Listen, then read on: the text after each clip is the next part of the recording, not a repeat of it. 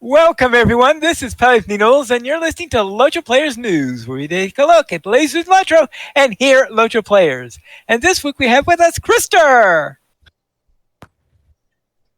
Oh, hello. I hit my. Sorry. Hello. and Cinders. Hello. Oh, we're off to a banner start, aren't we? Did mine not come through?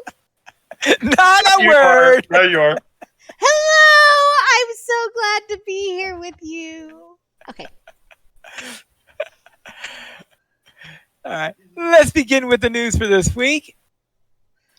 Saints Zone Games was planning to hold a beta for Update 41 this week, but there were troubles in getting the build together and all that, so they had to cancel this week's Bulwark build, but they are planning to have one next week, so we'll see if we could finally get a look at the updates that are coming up for Update 41. Maybe we could have a look at the fourth profession. Maybe we could finally have a look at birding and seeing what's in that.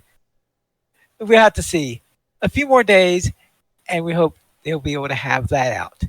But even though they didn't have a chance to have a build this week, we did have a Q&A session with Sev. And he was able to talk about a few things that are coming up and answer a few questions. And the big news for this week is that they're announcing that there are 2 new legendary servers that are arriving in July. Oh. And what's the concept behind? The concept of these is called the Veil of the Nine, and I'll get into a little bit more what that's all about in a moment. But probably one of the most important things about this new legendary world, or these 2 worlds, is that one of them is going to actually be centered in the EU. I don't mean sitting in New Jersey and pretending to be in the EU like the current European surfers, but I mean they found enough space for one server cluster to be in the EU, and so they decided that they will put a legendary server into there and having one in there, and they're hoping that will be able to have faster response time, because we know, of course, about the lag that you have just from being outside of the US when you are trying to log in and play the game in there. Probably the most literal lag in the game is what they experience in Europe, because they have to send those packets across the ocean every time they need to send something. But anyway, they're going to have the 2 new servers. One of them, the one in Europe, is going to be called Mordor. And the one in the US is going to be called Angmar. And they're going to open up in July. Wait, why did we have to get Angmar? Could we have been like Bree or something? I don't know. Well, I mean, I guess with getting the Veil Mordor. of the Nine, the Veil of the Nine theme. Yeah, Veil of the Nine, yeah. So Mordor and Angmar, so they decided to try a couple of infamously evil regions for the names of the servers because of their association with the 9 in there. Now, I think at some point when they're starting to think about this next set of servers, they're wondering whether or not they're going to keep the VIP requirement. And ultimately, they decided that they will need to, because they figured that as soon as they open up a server actually located in Europe, that if they didn't have any sort of restriction on it, the server will go down from being overloaded within 10 seconds of being put online. So they decided they will leave it as VIP only and maintain that status for that. Now, they want to have every. Let's see. What else have you? Oh, yes. They are going to do a stress test beforehand. In other words, what they're going to do is they are going to have a round of beta where they're going to open up one of the servers to be able to test the special rules and the like, and to stress test it and all of that stuff and see how that works. So that's going to be similar to what you have when you have a bulwark build or anything like that. And in fact, that's how they started hearing rumors about this, because apparently when they were preparing the beta, they accidentally, for a little while, had the Mordor server access on. So it was showing up on the display, even though the server's not live yet. Oh, wow. So some people noticed that, and that's how they started hearing rumors about the upcoming Legendary server. But in any case, they are going to do a stress test on there, and after the stress test, the server will be wiped. So doing the stress test is not going to get you a leg up on everybody else for the actual live server, because it's going to start out from fresh when the server actually goes live after the stress test. Now, also, the End Wars is not going to be available when they first release, as right now the classes are ranked. Everything is set up for level 150 and all that stuff. So they're going to have to see what they're going to do concerning that, because right now the server is going to be up for level 50. You know, the server is going to start out at level 50 and then increase as usual. Probably, they say normal legendary server pace, which means what they had on the original 2 on Honor, on at the pace that it went on. And of course, I was going to say that's really cool, and even with the VIP restriction, it's going to be really interesting to see how many people. Yeah, it might be interesting. To go there and see what it's like and how long it takes me to say, okay, because we are going to have the concept of the Veil of the Nine. The servers will have the Veil of the Nine ring raid event. Depending on your difficulty settings, raids will come after you. When at the level cap of the server, one of the 9 ring raids can potentially appear to try to kill you. The raids should be near impossible to defeat on your own and would require of 50 players to take down. There will be an effect to warn you in advance to give you some time to flee.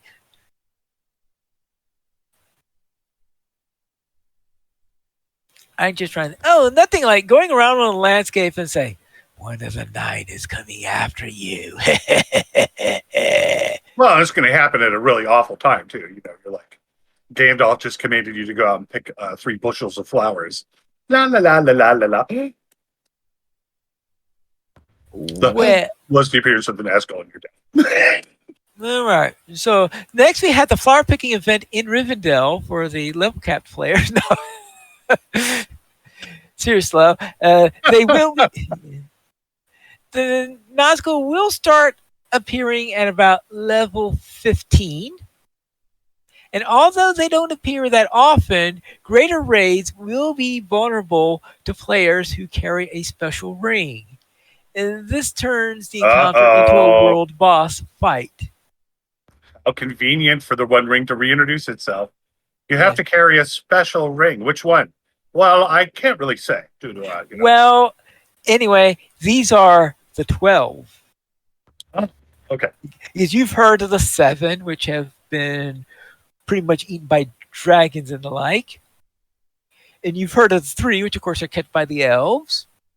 And you heard the 9, which of course are being worn by the Nazgul.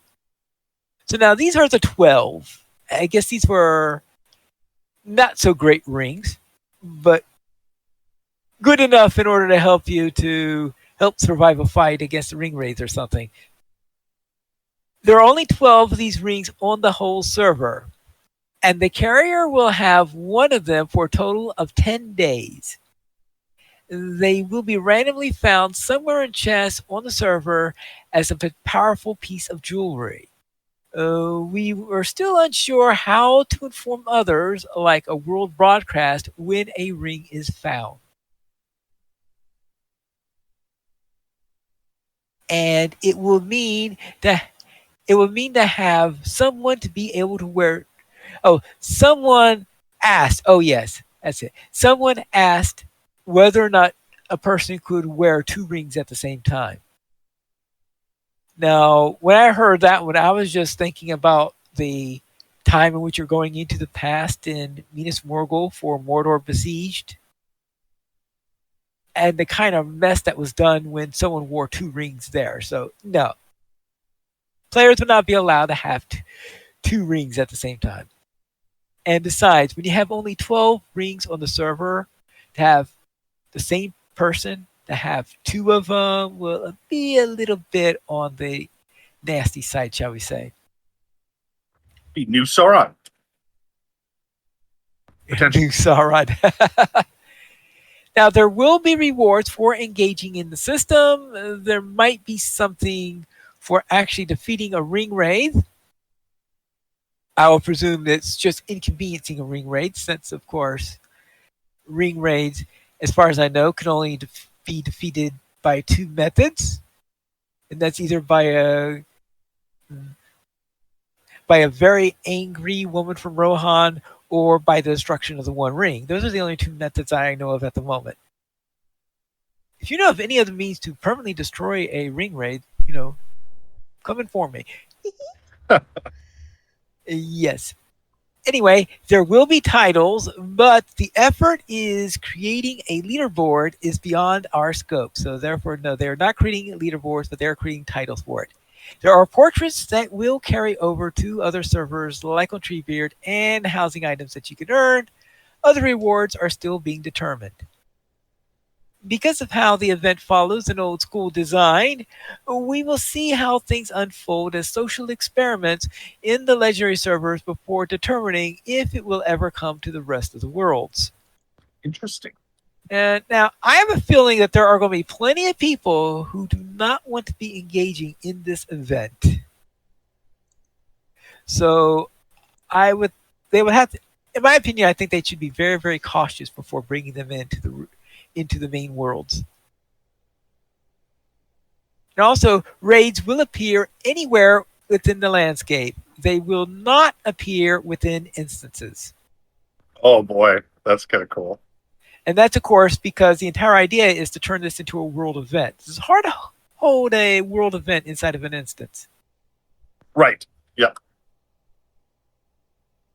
Now, What I really like to see, I thought about that a long time ago. I was wondering if they could really get a really huge amount of people to join, if somehow they could make the Edmore's, that PvP, spread further. Like if you did all the right things, you could invade Bree at some point or something like that, And but it's going to be interesting. I think they're doing it right, though.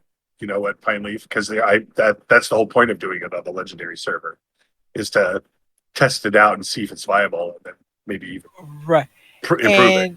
In this case, playing on the legendary server is effectively opting in on the system. Right. Now, another thing that they decided to talk about were performance pillars. And these are the main pillars of what is affecting performance on the system. In other words, the greatest causes of lag in LOTRO and what they can do about it. And so the first combat that they plan to have on this is something that they're also going to be testing on the legendary worlds, and that the legendary worlds, they are going to be our first 64-bit servers. So yes, these two legendary servers are going to be the first to have 64 bits item on there. And one of the things that's going to be different about the 64-bit servers is, contrary to how the servers currently operate, where they have to stop and load from disk at various times, they want to have everything preloaded all the instances that when a person enters into one, so that you don't have to momentarily stop and load the next section of it, because that apparently is one of the biggest contributors to lag, is the fact that currently they have to keep on loading in the information relating to the instance all over time. I think that if they do some preloading in there, now that they can hold all this stuff in memory without having to worry about it, because now they're not running into the limit that you have, that 4 gigabyte limit you have on a 32-bit server. That's going to be exciting to see the performance difference. We will have to see. So when they do the stress test, they're probably also going to be doing a test to see how well these 64-bit servers are running. And then the early days of the Legendary server, they're going to be testing that to monitor that to see how well 64-bit systems are working. Is everything working fine, or is there some sort of major hitch on it? And after they sort out all the bugs in there, then they could come along, get a forward version of this, and maybe start to migrate 64-bit systems into the other worlds. But first, we'll start here on the Legendary worlds. Now, they have seen reduction in hitches from their tests, but we want to see if the same results will appear for the players. Because let's face it, small-scale tests can work wonderfully. Small-scale tests in-house. Yes, in-house. Yeah, they'll work wonderfully. It's no latency at all. It's amazing. Yes. But, of course, you know that how things happen over it. Things are going to be very, very troublesome, could potentially be troublesome when you actually get to the real world. There are plenty of things that they've tested, and everyone says, why didn't they test it? Well, that's because they did. The first tests are always small-scale tests, because until you get to Bullroarer, you don't have a large enough audience in order to really stress the system. And even then, sometimes Bullroarer isn't strongly used enough in order to do a real big test on it. So the tech that they are testing on the Legendary servers will eventually come to the rest of the servers, and 64-bit servers will slowly move in through the other worlds with a preference to those who have the largest populations. Since the endeavor can be expensive, they're not sure if they'll apply them to the smaller worlds or even if they would need them. So therefore, they're going to start with the larger worlds, see how they work, I guess, see how much better they do to everything, and also decide what rules need them and the like over time. But they say it's going to be a long-term one in order to do them all. They are not switching over all the servers at the same time. And also, servers currently run out of memory, but we might be able to add 4 more server instances to the master server with the implementation of 64-bit servers for more capacity. It depends on how much of a problem there will be as the network requirements grow. We'd rather start with seeing the results of how the standard server capacity goes before making any further plans. Now, I told you that was the first of the pillars of lag that they're trying to address. The second pillar of lag has to do with the pathing system in both their games, both in LOTRO and in DDO, where they noticed how a creature would be constantly spamming the system in trying to path. This is more noticeable when several small creatures all spawn at once, and we want them to check less often so that the problem doesn't happen. This is probably one of the reasons why back when they had the menagerie, for the lore masters, when they would call in all those pets at once. Oh, Sikkim? Yeah. Yes, Sikkim, Oh, yeah. yes. Back when Sikkim was around, I suspect that this pathing system thing is probably one of the reasons why Sikkim was such a heavy hitter on performance. It was probably because of this pathing system thing. I bet you if you did sick them in 2 of the Lore Master lightning bolt strikes at the same time, the server probably would just caught on fire. Well, yeah, there was that infamous time during Weatherstock when, let's just say, several runekeepers got into a bit of trouble because they decided to coordinate taking certain actions all at the same time, and it brought down the subserver at Weathertop. Now, if I remember correctly, I was watching it on a stream and was questing at the Great River at the time. So everything was fine at the Great River, but if you were at Weathertop, you went down.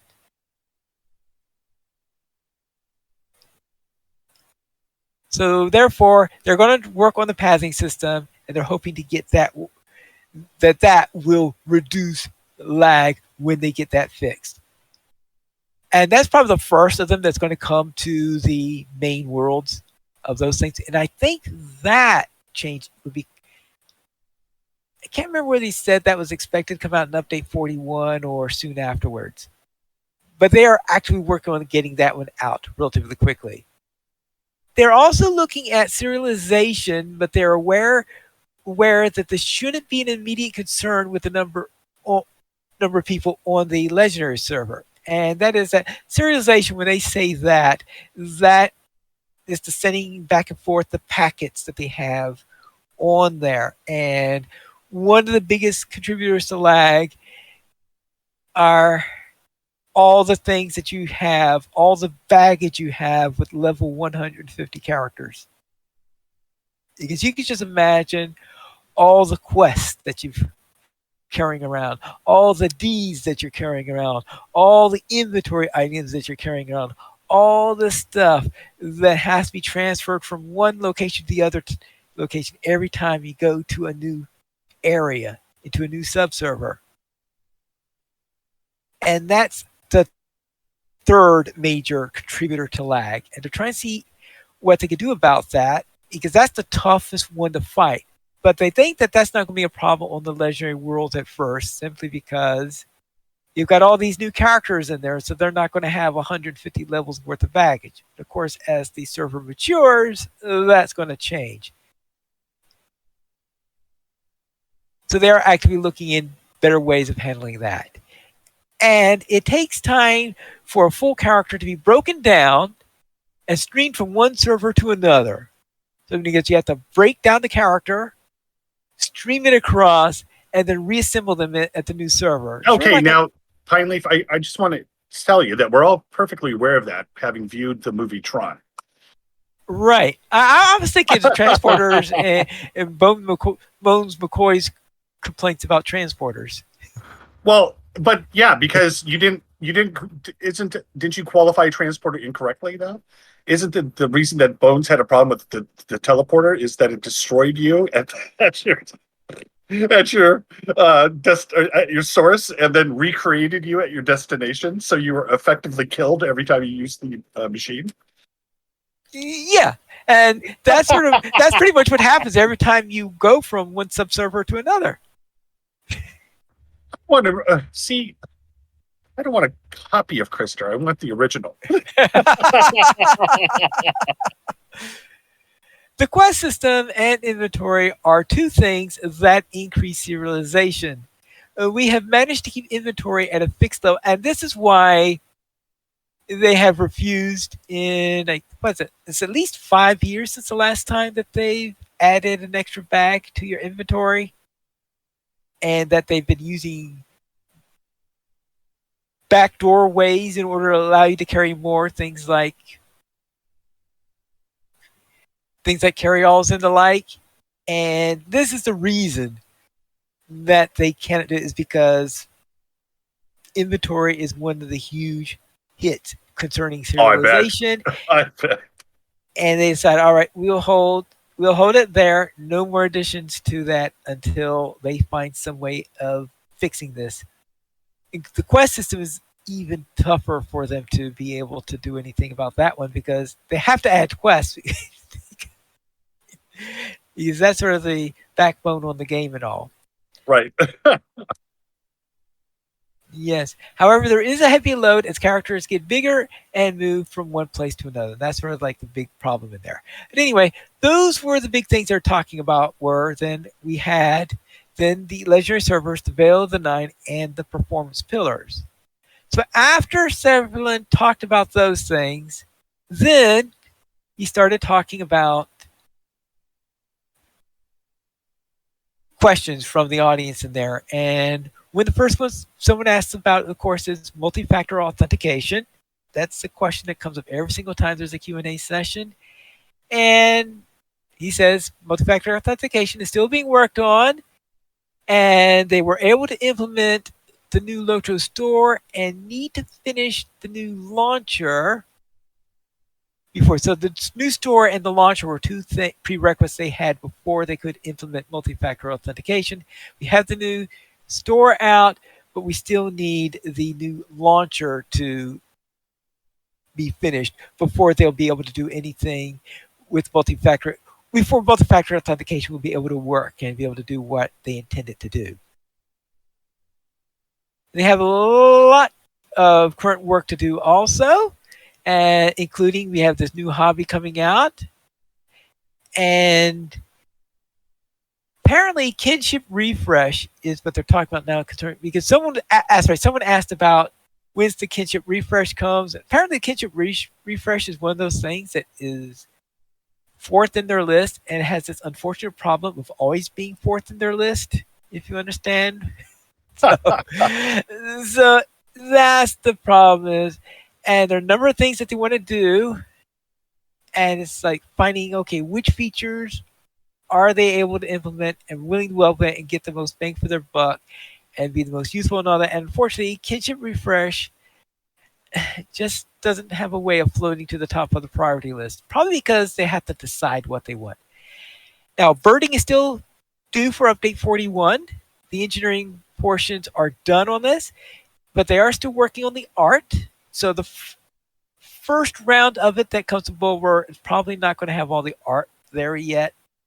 And they're still working on art and animations, because right now they're still using default animations, which of course is not going to be good when you have it actually alive on there. And they think that the audio is not quite right because there are so many types of birds, and you have to have the right calls to go with it. Most likely they are going to have the calls based on species, and that if you got three subspecies of the same species, they're going to have the same call, even though technically in the real world that's not likely going to happen.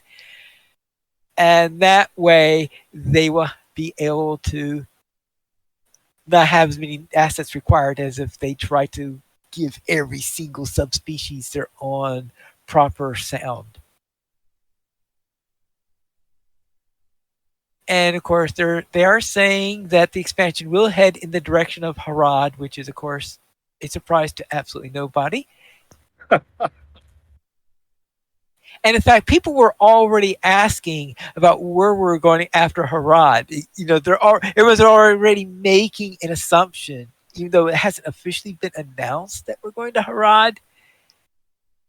Everyone, when they're asking questions, is talking as if Harad is a given in there, because let's face it, we're going to a place that is near Umbar, and that's going to have a more arid climate. Yeah, we're going into the areas near Harad at the very least, shall we say. What if we're Harad winged? Never mind. That was bad. Okay.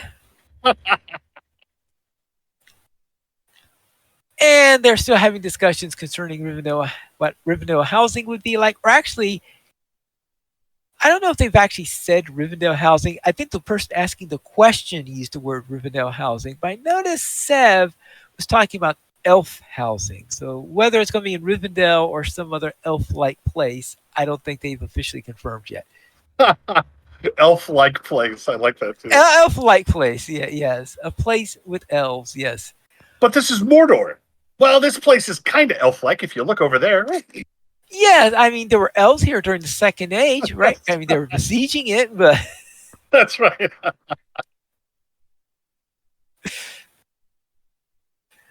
yeah. And someone asked about the Elf Avatar update, and that is still targeted for the fall. I think it's because they originally, I think on their roadmap, they originally announced the Elf Avatar update for the summer, but it looks like it's going to be in the fall update instead with the expansion, instead of being part of the update 41 stuff.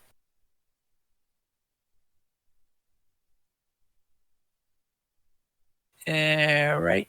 Now, someone did ask, could they make it so that stable masters could be the swift travel stable masters could be instantaneous instead of you going with the horse, going off, coming back in, and going off the horse? And apparently, some people feel it would break immersion too much if that happened. So I think that's not as much of a tech issue as wanting not to completely break immersion in some situations. Right. Right. And let's see. Now they are working on the technology maybe to having people to be able to scale their level back so they could go back and help friends at level. In other words, they have to be able to have it so that you can go and help your friends who are struggling, but at the same time, they can't make you so weak that you're struggling as much as your friends are struggling, Right. and that's not helping anything as a result of that. But at the same time, they can't make you so powerful that trivializes the content, because if you wanted to trivialize the content, then you just send your higher level character there to swamp and everything. So they're trying to come up with a good way of doing this, and so they're trying to find the proper tech in order to do that. So yes, they are working on it, but they have not made significant progress yet, as far as I can tell. And also, while not currently in their backlog, they want to copy the system in Dungeons and Dragons Online to implement a barterer that provides promotional content that you could choose at any time to obtain instead of throwing everything into your inventory when you create a new character. And one of the reasons why they are really incentivized to do this is that there's probably Actually, only one group of people who have the biggest trouble with inventory when they start a new character. And those, of course, are the founders. And you're one of those, Krister. So, right? Because if yeah. you're a founder and Well, if you have all the expansions, yeah, you come with your inventory pre-filled. you come with the inventory pre-filled. I mean, I'm not quite at founder level, and that's pretty much what happens when I go in there. I've way more than half of my inventory is filled up when I start, and I haven't even opened up all my boxes. Right. Yeah. If you opened the boxes up, you wouldn't even be able to open everything before you. Yeah. So. Yeah. So what they're hoping to do is something similar to DDO, because what you have in DDO is, while the early expansions, they were handled similar to what you have in LOTRO, where you would get where you would have this box that you open up. When you open up this box, it dumps all this stuff into you. Now, there aren't as many things in the goodies box in DDO as they have them in LOTRO, but you don't have nearly as much inventory space in DDO as you have in LOTRO, because I think in DDO you have 60 slots. I guess we should feel thankful then.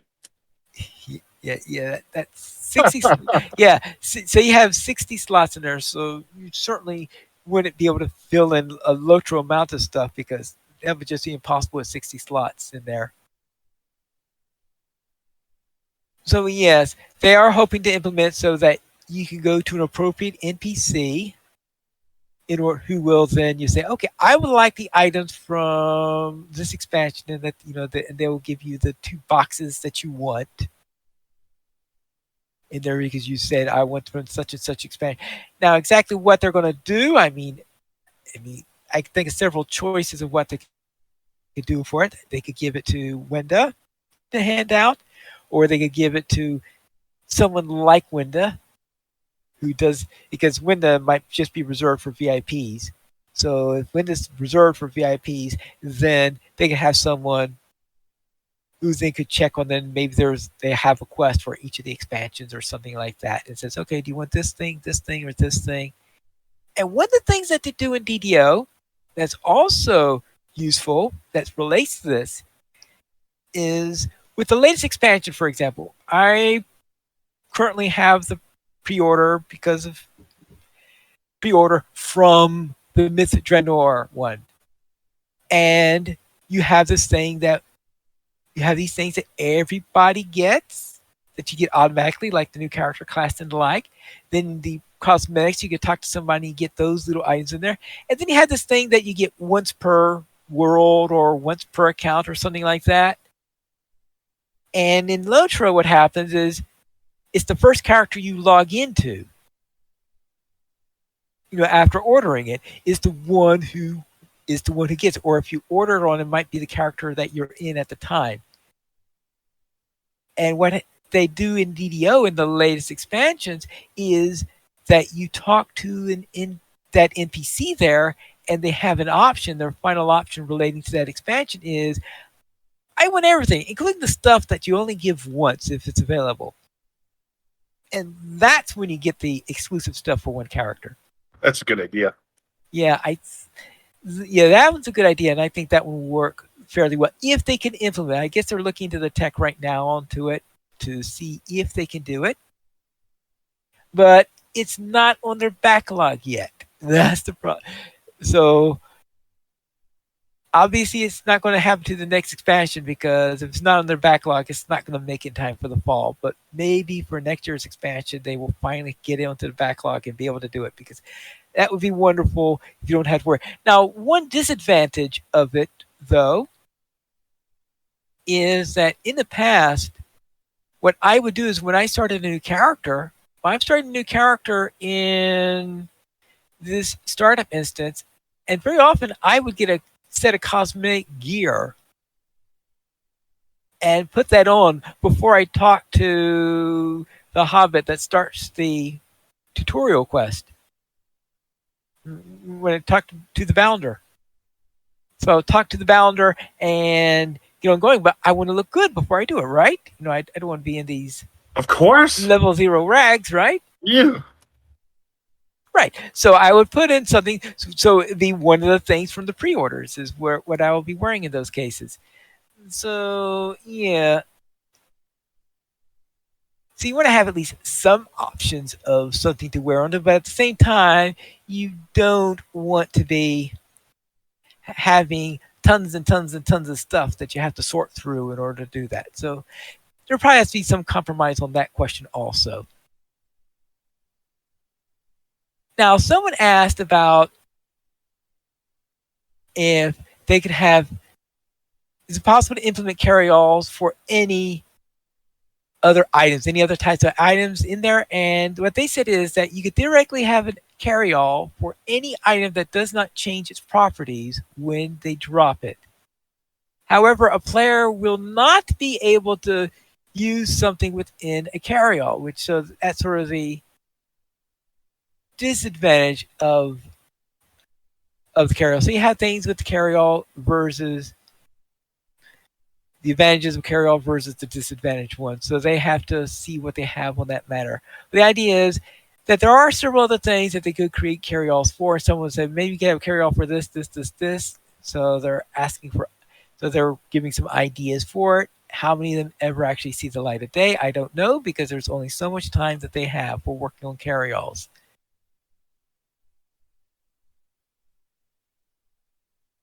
I'd love to see them do a carry-all where you could just set a filter on it, and then it would gather whatever you wanted at that point.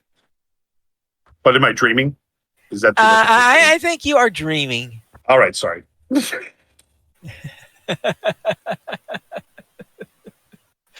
Yes. All right. Now, Servalin says that he did not want to mention a release date or anything like that because he figured that if he made any sort of hint of a possible time of release date, people will take it as if we're set in stone. That's true. Right. So therefore, he avoided trying to say anything about it. That said, Orion in chat did say something about mid-July. So we're going to guess that they're shooting for mid-July then for their update in there.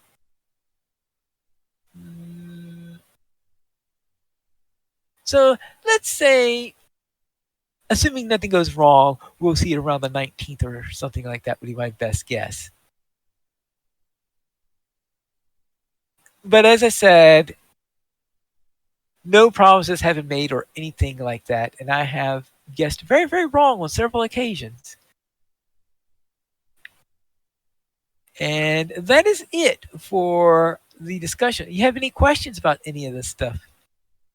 Other than just kind of interested to see how the conceptuals go on the world events. Interested to see how the legendary servers perform. So kind of looking forward to seeing how everything works out, because I would assume Landreval would be one of the, if they were going to be converting the servers, would be up there near the top. Oh, you mean to the 64 for the 64 right, bit? Because of the population, right? So. Yeah, I think Landreval, I'm pretty sure, is one of the larger servers at the moment. So that, and was it Evernight, I think, is the notoriously largest server?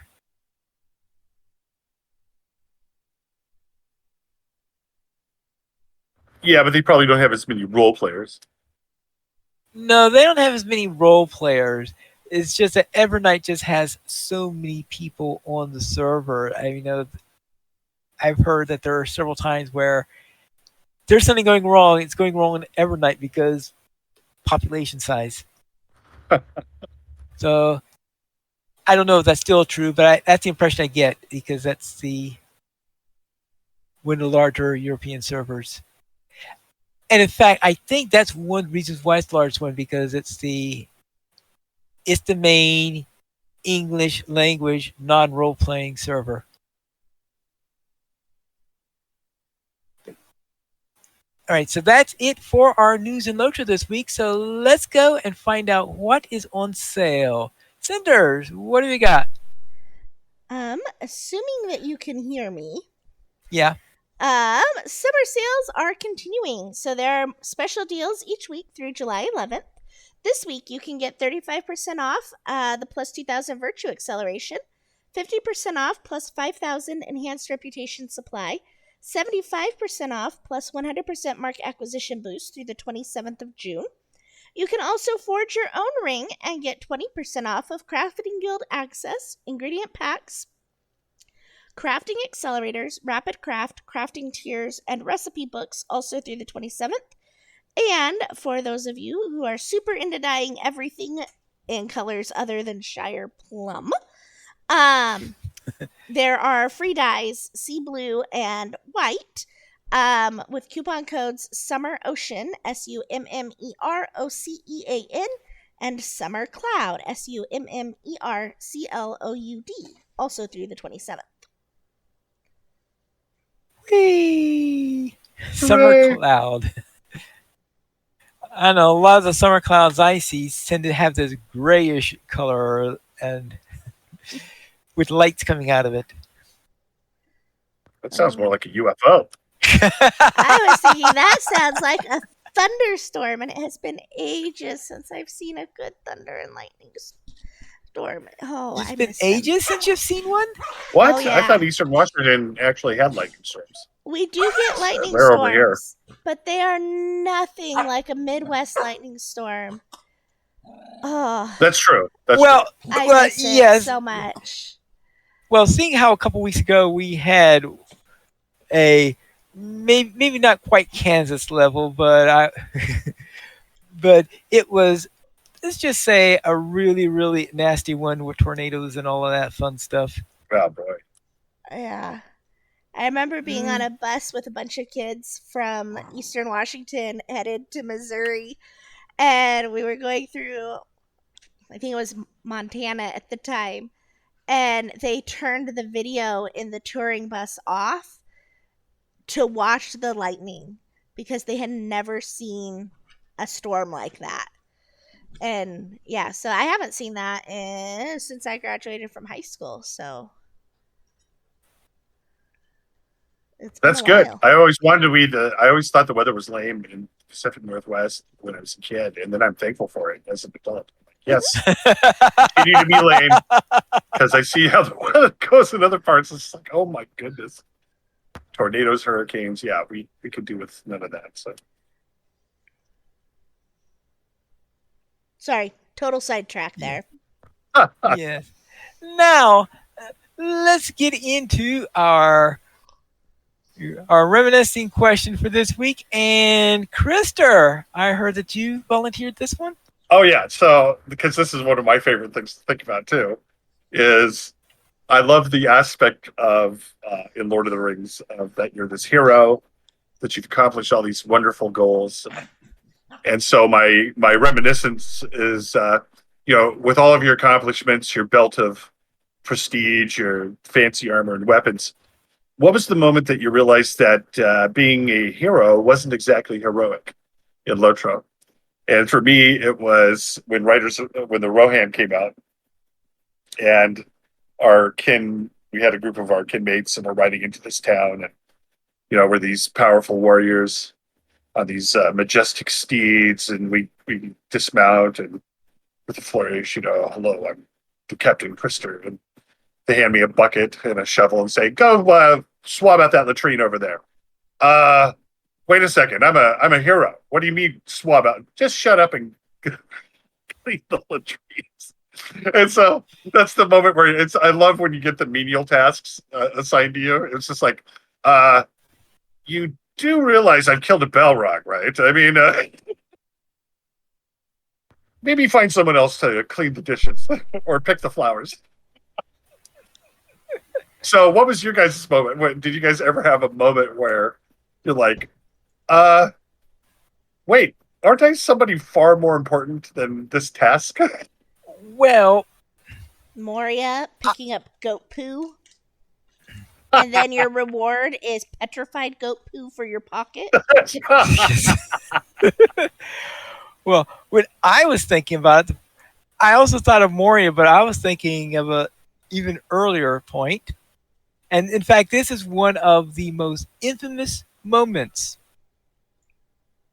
in all of LOTRO, and in a much later point in the quest system, they said, all right, we're not asking you to do what we had you do in Moria. So even the devs admitted what they did here was the ultimate in heroes being turned into not heroic. And that was, you've just come up from being the hero of Eriador. You have saved Eriador. You are proclaimed the hero of Eriador.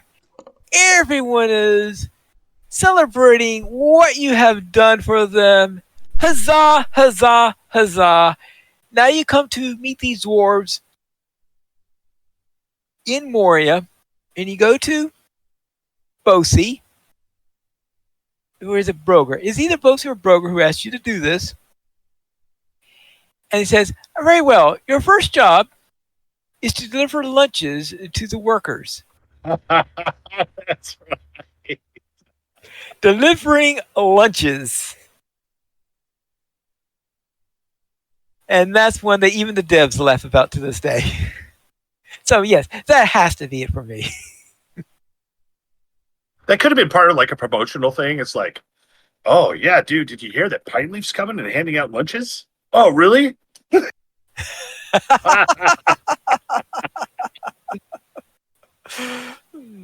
Well, you got to remember is that just before you got to that point, And I think it was when you first talked to Broger, he says, "Your name is what? You have to do a great deal to live up to that one, or to live down that one, or what." Anyway, he was not he was not impressed when you told him who you were. What about you, Cinders? Okay, so we have the goat poop, the sandwiches. Yeah, okay, so it kind of all revolves around either food or digestion of food are the main touch points with our. Yeah. Well, it looks like Mary Mary Rose had a Rose. comment. Yeah. Do you want to read it, Yeah. Pine? Yeah, Mary Rose was talking about that when you got just when you get inside of Moria, the first quests you're given are to kill bed bugs. That's right. That's right. Yes. Maybe this is the first proof that they need. I bet you that guy couldn't kill a bed bug. Yeah, that's your first. Let's kill the bed bugs. They're bugging me. All right. Any other things anyone wishes to add relating to non-heroic heroics? Well, of course, I think the other thing with Rohan too that was really funny was that moment where you realized you come across a party of orcs, you battle them, they're defeated. Maybe it was like a AARP gathering of orcs just out to go bird watching, and you pick up this orc cane, and then you realize this cane is 75 times more powerful than all the things that you currently have on you combined, and you realize that you're nothing but a weak, flimsy paper tiger. I think Rohan was the one where the jump between the items. The item levels was so stark that you're just like, at level 86. I'll never forget. There's still, to this day, I still have a collection of things that are utterly useless that I hang on to because it was like, I spent far too much time acquiring this. I'm not going to just throw it away because it's useless. I got to keep it.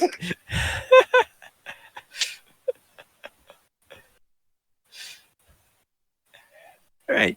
Let's get into our weekend gaming. Krister, what were you up to? Well, it's been kind of I've been having kind of a gaming struggle lately, but I feel like I'm getting back on track. So Krister was once again roving the streets of Umbar, and he's slowly working his way through Chapter 6. Recently, the most recent event now is that he's rushing to the guards to pay them off, so I hear doesn't have to fight Rothok, which sounds like it'd be a heck of a match to watch, frankly. So maybe I should get to watch the match, but it sounds like it's going to be incredibly one-sided. So it's been cool. Of course, Umbar's, there's just nothing to say about it. It's an impressively done city, and it's just really cool seeing all the ins and outs. And then knowing that if I do walk down the wrong alley, I'm not a 10th level fighter. I'm Krister. And so, of course, all the thugs, if they could avoid me now, they would. But, they still have their routines. Oh, yeah. That's a question about this is concerning Rothok. Have you run the arena yet? I have not run the arena, no. Okay.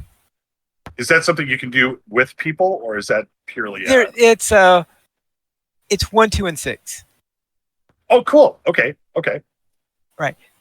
And that way, it's an opportunity to battle against Rothog. Oh, excellent. So I must be right on the cusp of unlocking that or being at the moment where No, I think you already have... I think you just have to be level 150. Oh, gotcha. Okay. Well, heck, we should... that should be something we do then, because that would be a lot of fun to see that. To fight him, first of all. So... But so looking forward to kind of getting through the chapters, getting caught up, getting all caught up with the story, and getting back on track with LOTRO, and then dabbled in some planet crafter, so crafting a planet, and then dabbled in some Helldivers, which was destroying planets, and in planet crafting, you're collecting bugs. In Helldivers, you're squashing them, and then of course I have to build a couple spaceships in between that, and then for nostalgic purposes, I loaded XCOM. And decided to play that for a couple moments of nostalgia. Cinders, what did you get up to this week? So, I played Land of the Vikings, and I got some new structures made and got to see a little bit more how it works. I learned that if you try to build a structure and you get a pop up that you are building on top of a gravesite, and you say, "Oh, let's not disturb it," it will make your entire structure go away. But then you can build there later. Um, I also found out that they have festivals available like from the beginning point of the game, but you can't actually trigger them to start until you have things like beer and stuff like that, which is later in the game. And I was like, oh, because it was like 4 days till next festival. I was like, sweet, I'm gonna get to try a festival, and it's like actually you can't. That was Well, irritating. and Cinders, I have a suggestion as well. If you want to understand what the impact is of building your stuff upon a ancient burial ground, just go ahead and watch the movie Poltergeist, and that'll clear that up. You know, It I pretty I much isn't good. I've gathered that. And then I played some World Turtles, which is fun. Things build almost instantaneously, which is nice. But there's so many um, different things that go into it because you have to keep the world turtle alive, and you have to interact with the AI, and you have to keep your own civilization alive, and so all of these little things. And you can actually, you like have to steer your world turtle to give you better growing seasons and stuff. It was fun, but I did have to restart my world a couple of different times, because the first time I built it following the guide, and then I didn't have enough food for my people because it was like, no area is found for this. And I was like, are you kidding me? I can't. They're like, we need more food. And I was like, I can't build you more farms. I'm sorry. And then I have been playing Ark Survival Ascended with Sans. And just before we started this, I actually had to stop in order to do this. But we were taming dinosaurs, and we had just tamed 8 brontosauruses and 3 stegosauruses right before the show. And I did some playing with the cosmetics, because they have like a Wild West thing that you can get. And so we now have a couple of Old West themed buildings. And then I tried the Outlaw cosmetics on, and they're a hoot. So my little person, instead of having the usual survivor outfit on, she looks like a cowboy, and it's great. My Leaf, how was your week? All right. I begin with my Warden Mariner, who continued along with the Kindred storyline. So next step on that one. And this week I was working for Rothog. And my lore master rescued a number of captured rangers. Yeah, they keep on getting into trouble apparently. Huh. And in Minecraft, I purchased my first trial chamber map. So now I can find a trial chamber. And in fact, the chamber is pretty close to my bases. I was thinking, am I going to have to go a huge distance in order to get there or anything like that? Nope. I found a quick way to get to and from my base on there. So I just have to now do the digging in order to actually get to the trial chamber, because those things tend to be deep, deep, deep underground. And I'm sure that I'm going to run into it in this next week and get killed by it. Right? At least you're positive. At least I'm positive.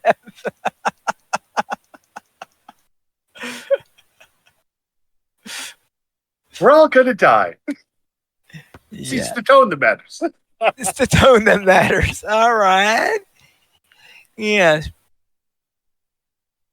We do not have any emails this week, but if you like Since When, you can send it to podcast@lotrplayers.com. The Players Alliance has 2 shows. On Saturdays at 8:30 p.m. Eastern Time, we record Lotra Players News, and we record DDO Players News when Drac is available. You guys join us for our shows at lotrplayers.com/live.